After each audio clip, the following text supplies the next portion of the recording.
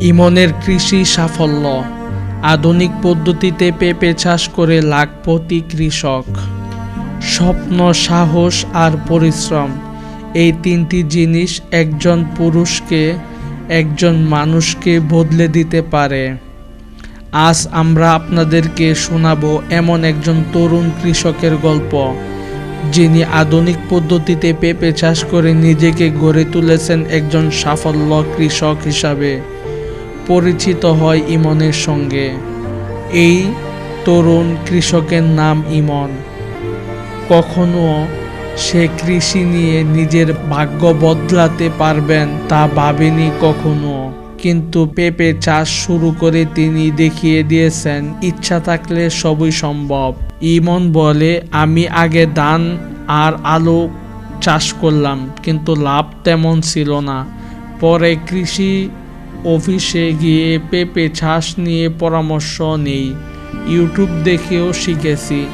তারপর ছোট্ট পরিসরে শুরু করেছি। এখন ফল আসছে নিয়মিত, আয়ও ভালো হচ্ছে। ইমন উঁচু জমি বেছে নিল, যাতে পানি জমে না থাকে। গোবর ও জৈব সার দিয়ে তৈরি করলো জমিটা। তিনি রেডি জাতের বীজ ব্যবহার করেন। নিজের বাড়ির মধ্যে চারা তৈরি করলেন। চারা তৈরি করার পর 25 থেকে 30 দিন পর মাঠে রোপণ করলেন। চারা বানাতেও খরচ কম পড়ে, নিজে বানালে ফলন ভালো পাওয়া যায়। প্রতি গর্তে গোবর, টিএসপি, এমওপি মিশিয়ে সার দেন। পরে 15 দিন পর পর পানি ও আগাছা পরিষ্কার করলেন।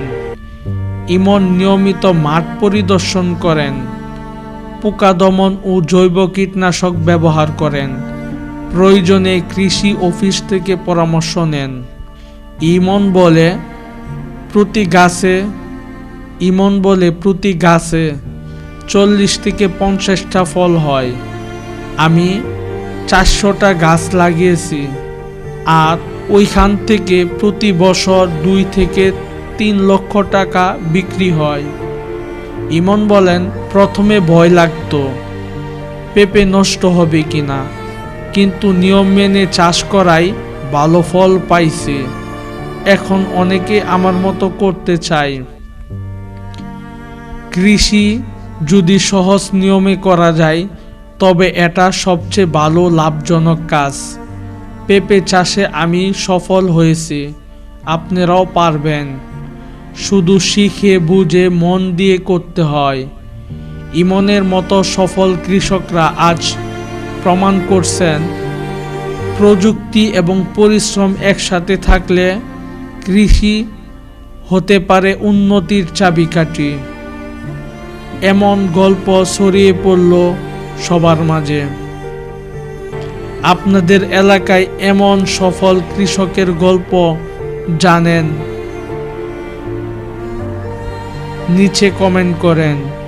ভিডিওটি ভালো লাগলে একটি লাইক দিন, আর কৃষি বিষয়ে আরও এমন বাস্তব অভিজ্ঞতার জন্য চ্যানেলটি সাবস্ক্রাইব করতে ভুলবেন না।